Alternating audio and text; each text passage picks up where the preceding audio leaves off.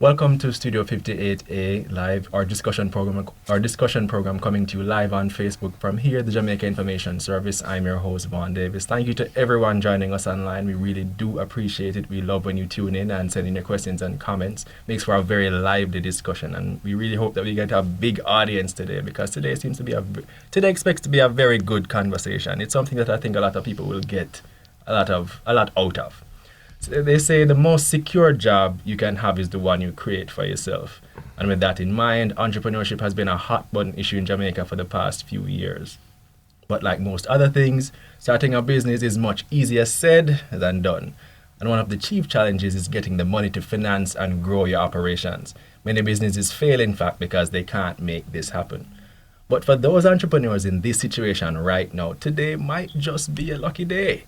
We have with us guests from First Angel Investors Limited, who will share tips on how to attract investors to your business. Who better to share tips than the people who are actually looking to invest, right? Right. Now we have beside me manager of First Angels Investors, Sandra Glasgow, and to her right is the chairman, Joseph Matalan. Welcome, both of you. Thank you, Vaughn. So good to be here. Yeah, all right, this is wonderful. great. So give us some background on what First Angel Jamaica is all about. What do you do, and how did you get started, that kind of thing?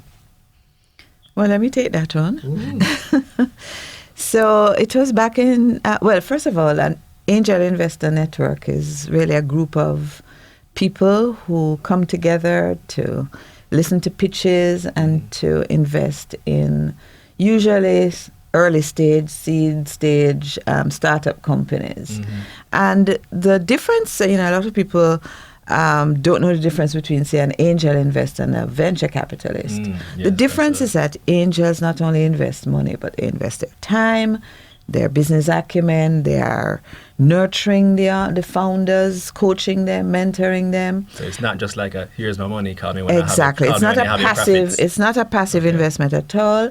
We are actually working with the founders and the teams to get the business growing and to a point where we can exit the investment. Okay. Exit, I think most people would want to stick around, equity, that kind of thing. True, and some of us might keep a small share in the business, but the idea is that angels want to get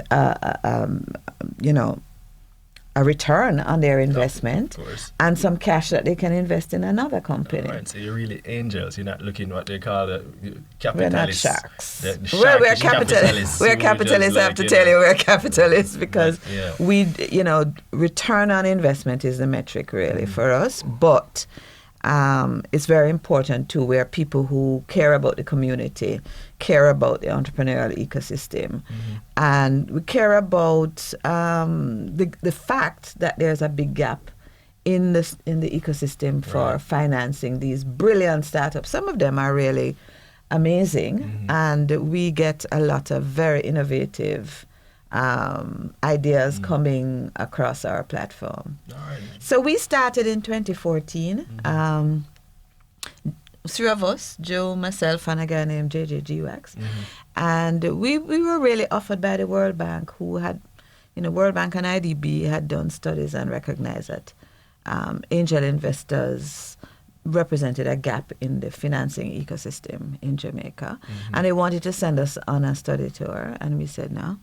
We know what to do. What you're about, right? So Joe hosted a luncheon at his office of some of his wealthiest friends and business associates, and we pitched to them the idea of creating this network and joining. And I think 10 of them signed up immediately, and we had our first pitch event in November of 2014, and we made our first investment in May 2015, and now we have made 11 investments in 9 companies. All right, Joe, let me bring you in and again, let me get your take on why you decided to get involved with this kind of investment assistance scheme. Okay, well, at the time, I was actually sitting as chairman of the Development Bank of Jamaica. And I think in about 2011, 2012, we had engaged with the Inter-American Development Bank and developed a program which is known as the Jamaica Venture Capital Program, which aims at developing the entrepreneurial ecosystem. Mm-hmm. You know, it's often said that Jamaicans, and I believe this to be the case, that Jamaicans are inherently entrepreneurial.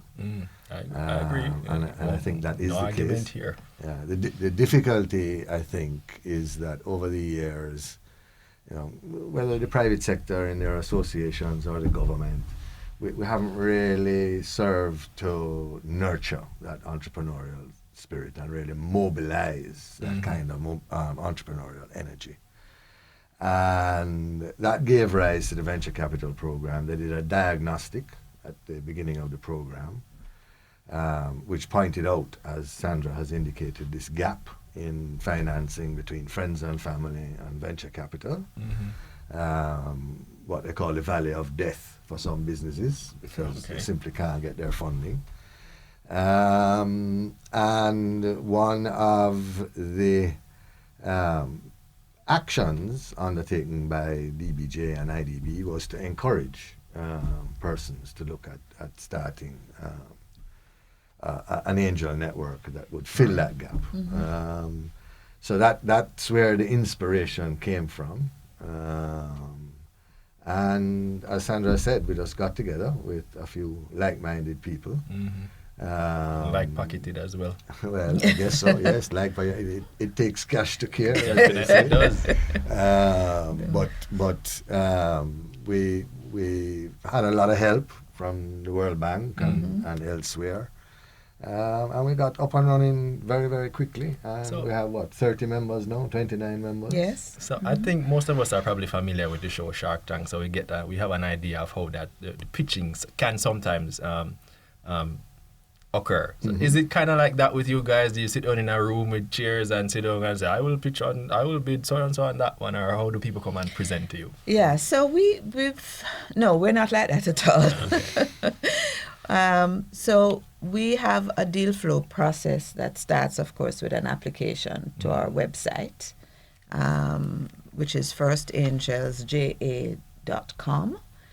And when people go there, I mean, one of the recent innovations we've added is that they have to come to a workshop before we even start looking at the applications. Okay.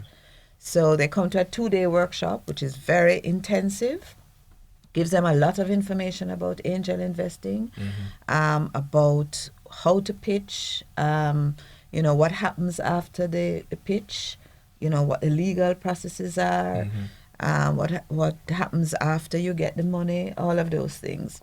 And then we look at the applications and we select people to be coached if we think that they're going to be, I manage the network and I don't put people in front of the angels unless I am You feel like pretty they've sure gotten that there. they're going to be successful, because I don't want to waste anybody's time. Yeah, definitely. So I mean, we had a pitch event on Tuesday night at the home of one of our members.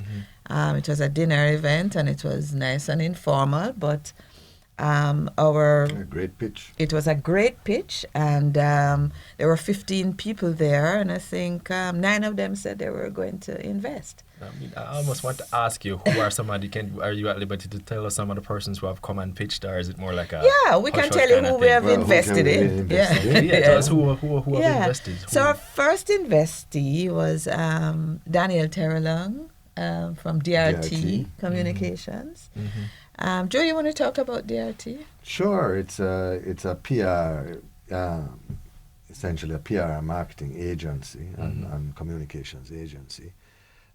What attracted, I think, the angels to the business plan is that they had licensed and further developed some technology that was capable of doing the media monitoring exercise, which typically up to fairly recently has been done Manually. People sitting down and listening. Exactly. So this computer platform actually listens and can provide the clients of DRT with all of their mentions, either in the media, including social media, and can also assess the kind of sentiment. So that is really That's where that what runs attracted us to the business, and certainly I think it's approaching the same level of revenue as the PR and communication side of the business. Doing very, very well. They're doing very well. So we're very happy with that. Mm-hmm. Another one. The second one was Bilodex, which is a ticketing app. And interestingly, we invested in that company when it was just an idea. Okay. Also, there are persons who can come to you from the ground up and say, this is my vision, this is what I want to do. Absolutely. Yeah. So they've taken a while to get off the ground, but I think they're gaining steam. Our third one, the thing about that ticketing app is that, you don't have to go anywhere and buy tickets. You can Just buy do it it, online. It's on your phone. It has a QR code. You go to the event, they scan the thing, and you're good to go, right? And then it has other features where you can figure out who is at the venue and do social media stuff. And so we're excited about that. The third one is our sorrel harvesting machine, which I think a lot of people, yes, a lot of people have heard about. And when you think about it, sorrel is grown in many, many parts of the world. And in everywhere that it's grown, it's manually harvested. Yeah. But these guys have come up and they've patented a machine. They've actually made adjustments to the machine.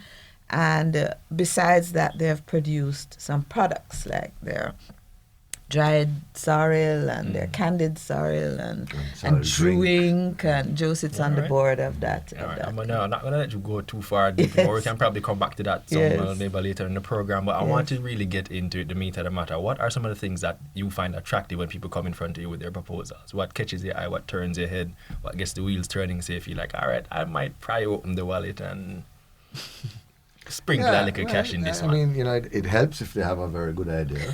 Naturally. Which has actually, identified some kind of a pain point for a consumer, whether a business consumer or an individual.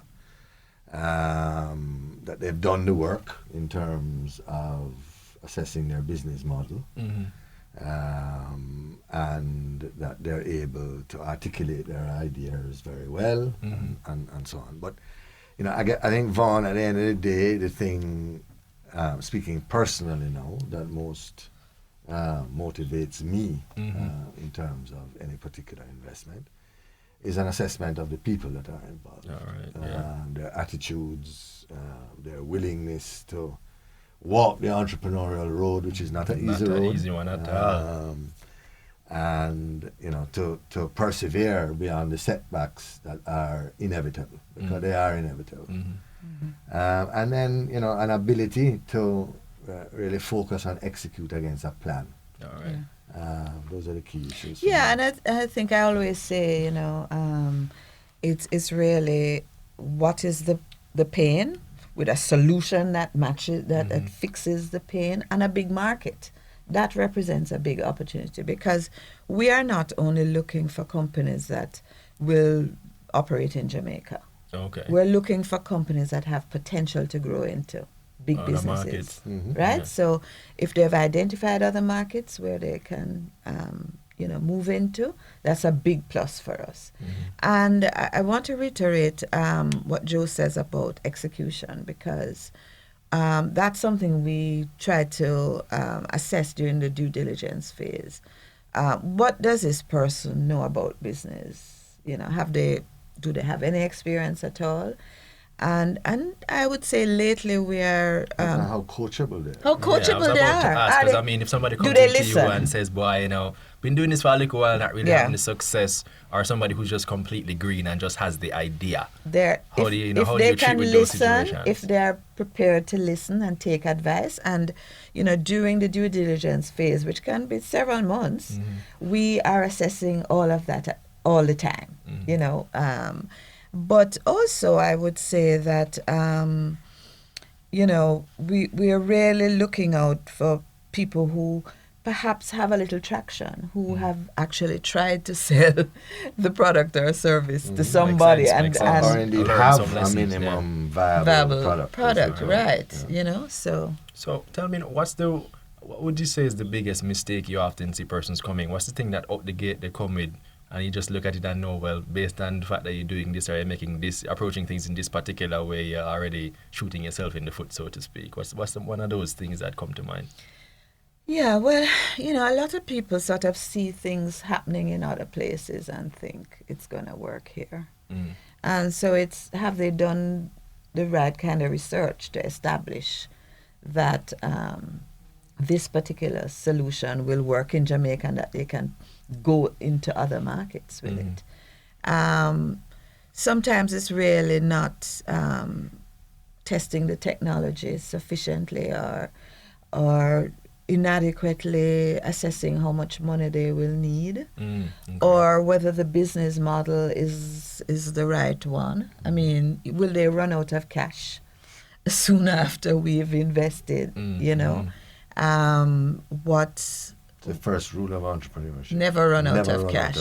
Right. Cash. So it's really about how well they're... That rule sound difficult. Yeah, I mean, and we are looking. We're always looking, because one of the things I would say that our members are accredited investors, which means that they are prepared to make these investments and to lose them. Oh, okay. That's what happens. Because I mean, that would be the first thing for me. I think that's what prevents many people who could invest from doing so, because they feel like, all this time spent making this money and none of us want to lose. Obviously, anything. nobody wants to lose money. Nobody wants to. But I mean, as an investor, it's a you risk. have to appreciate. It's a risk. There's risk. It's a risk that you're taking, but we want to minimize that risk by doing the due diligence, really understanding the business model, understanding the person, and whether this business can really work. Okay.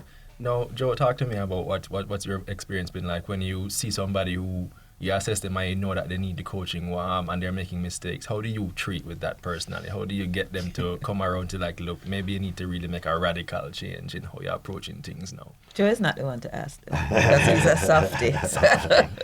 Sandra he has to ask me. Sandra tells me I'm too soft, so usually I just refer them to Sandra. Okay. But look, the benefit to an entrepreneur of having angel investors, a lot of people will preliminarily think that it's just all about the money. Right. Get the cash, do what you're going to do with your business. But that's not what we're all about. We always, for each investment that we do, we insist on having 2 investor directors from amongst the group of angels within First Angels.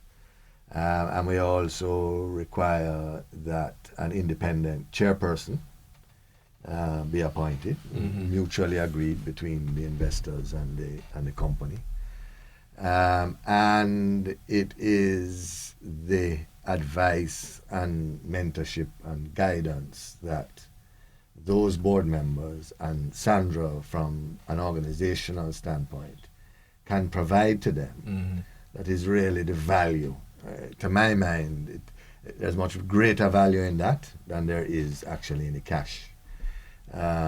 So, you open your own contact list to these guys. You facilitate them, provide advice. There are lots of things doing business in Jamaica that if you're doing it for the first time can seem quite daunting. No, right. So the question I want to ask is, based on your experience and seeing people come to you and you're helping them to build their dreams, what's your takeaway from the whole experience? What has it taught you about the investor or the startup climate in Jamaica for persons who are we at that level where when people come and make these pitches, there are really some good pitches and you're thinking, all right, based on what the landscape looks like, there are people of real in business acumen and they can come to you and get their business started up and make a real impact. It's a mixed bag. Yeah, it's a mixed bag, but I mean, the proof of the pudding is in the eating, and we've actually made 11 investments. So we have found, 11 businesses or 9 businesses, I think, that we felt confident enough to invest in. And we have targets each year. I mean, like this year, we're aiming to do another 5. Yeah. So, Ken, I mean, you've invested in 11. You said, how many have you chosen not to invest in? How many persons have you had to say, well, nah, you're not ready yet, come back in a year and a half, 2, maybe 3, whatever? Not too many. I would say maybe 4. Once or five, but usually once they- they're screened and Yeah. Sandra decides Oh, okay, that okay, they're pitchable, okay, Yeah. okay. They usually. usually it's very rare in my experience that we brought somebody that Yeah. no one of the investors is willing to invest in. Okay, I want to ask you, what's been the most outlandish proposition you've gotten? Like something that you're just like, come on, nah, you really expect this to work? I don't want to put anybody on blast, but can you give me an idea? Yeah, of well, we you did. know, Without We naming did. names. without we naming did names have or too revealing them if they were too specific, but.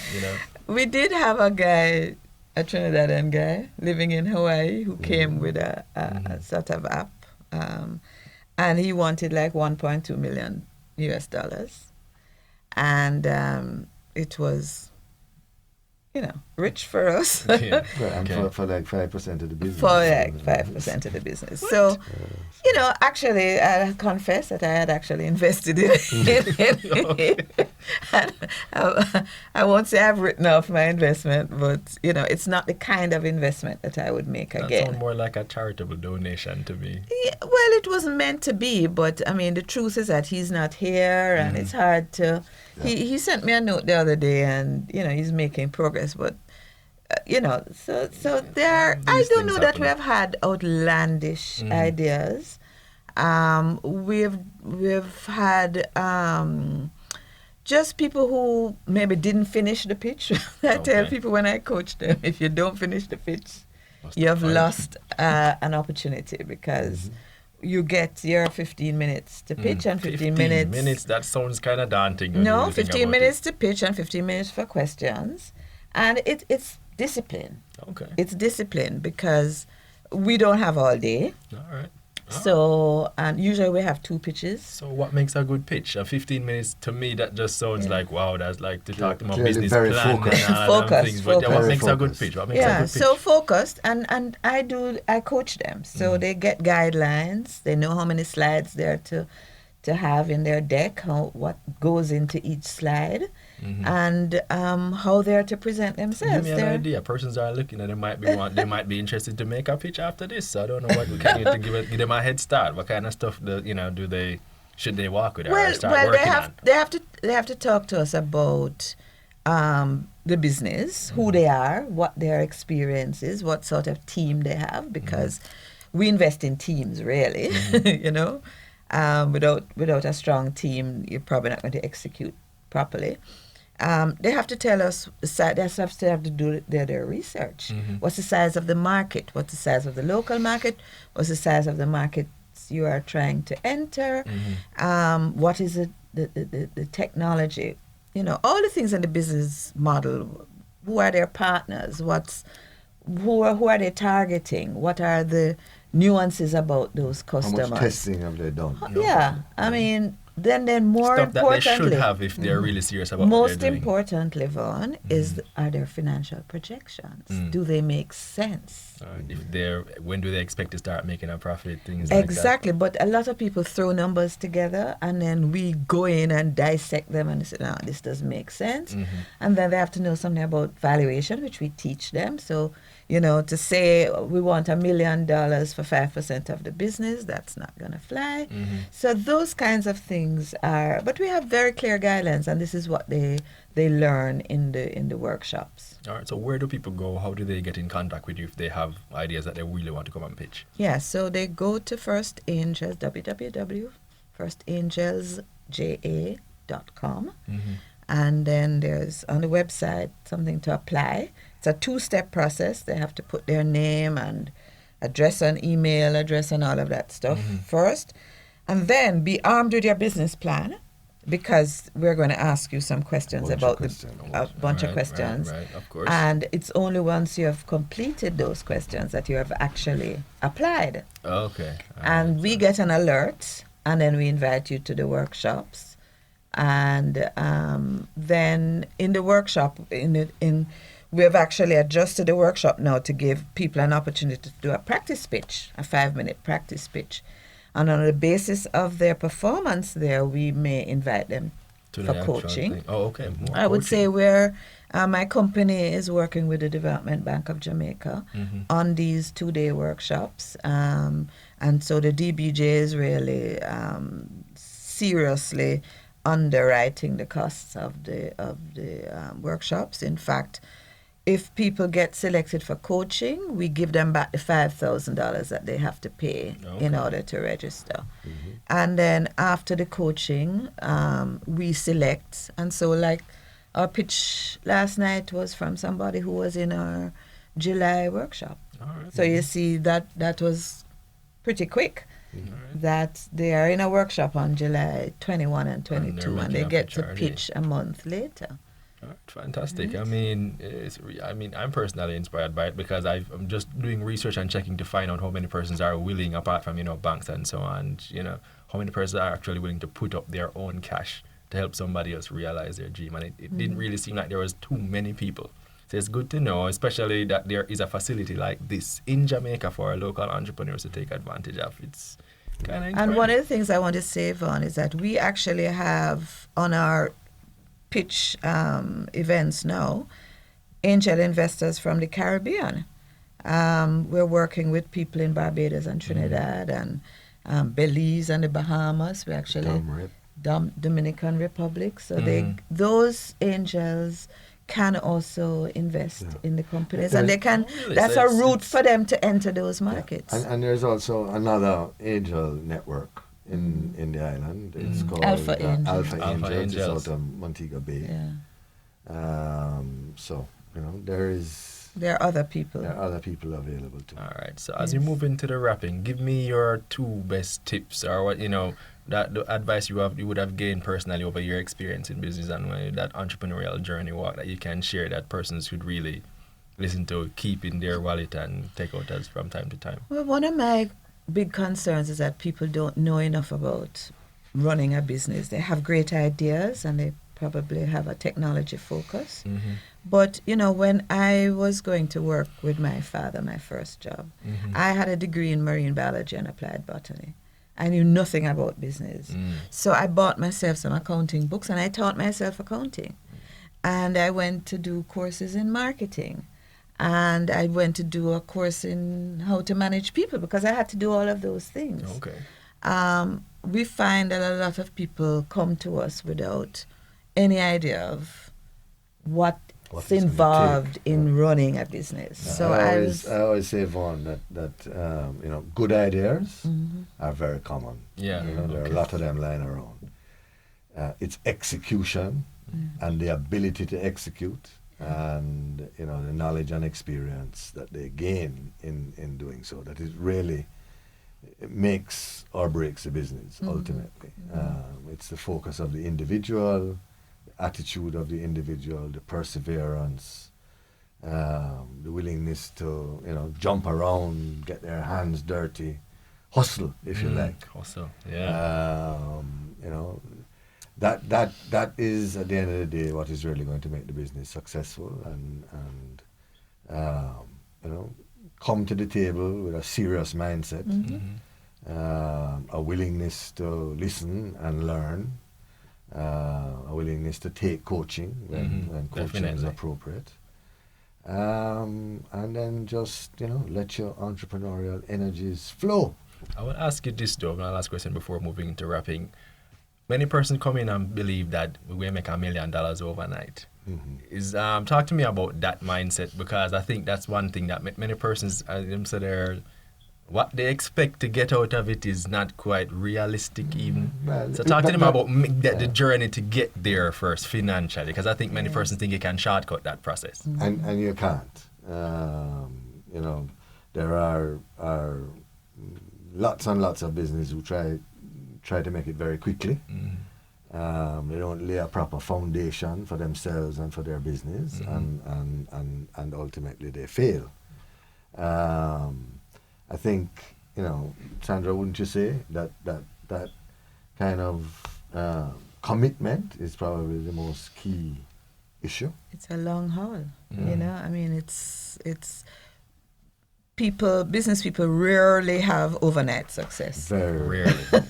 So it's going to take a lot. I mean, I sit on the boards of some of our investee their companies, and I have entrepreneurs who call me and cry.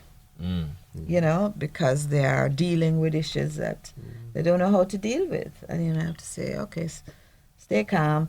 We're going to work this one through. foot in front of the Yeah, other. one foot in front of the other. So it's really, as Joe says, having that commitment and a willingness to look long term at what's coming ahead if you just stick to it. And perseverance is one of those important traits of entrepreneurs. Stick-to-itiveness. Those are things we look out for. And certainly if I find somebody who thinks that it's going to be easy, or thinks they're getting a job and they're going to get a big salary, no, they're going to have to get ready to walk the walk. A little pain, right? Before that happens. Absolutely. Thank you guys for joining us. Really appreciate the feedback. I'm sure persons would have found the information that they've gotten useful. As government, we have to plug the facilities that are available through the state. There's the Jamaica Business Development Corporation, as well as he mentioned it, the Development Bank of Jamaica. They provide various services for young entrepreneurs looking to build their skills and diversify their core of talent so that when they get into running the business, they can hit the ground running. I mean, it's up to you to take advantage of it and go with an open mindset so that you can learn and become, a quality entrepreneur, because it's not something that you don't learn everything all at once. You don't learn everything overnight.